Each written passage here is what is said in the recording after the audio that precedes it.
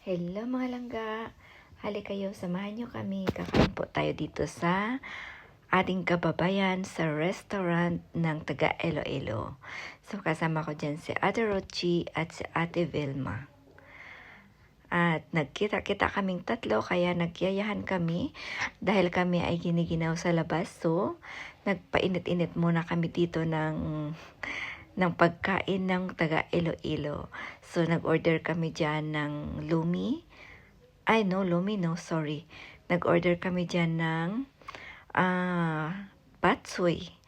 And of course, sinamahan namin ng pansit gisado. At nag-order din kami ng lugaw. Ang tawag sa Ilongga ay lugaw. So, tatlo lang po ang in-order namin at nag-share na lang kaming tatlo kasi marami na rin yun. So, ayan yung pansit nila. Sobrang sarap at ang lugaw. At of course, ang patsoy. So, share na lang kaming tatlo kasi marami naman yun, diba? Kaya hindi na namin kailangan na mag-order ng marami.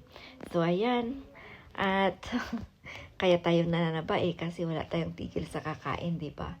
So, nakita niyo yung mukha natin, sobrang syupaw-syupaw na. Malaki na sa kakakain. At ayan, nagpapalakihan kami ng mukha naming tatlo. So yun lang po mga langga. Iyan ang ating batsoy. And of course, iyan naman ang ating lugaw. At sinamahan natin ang ating pansit.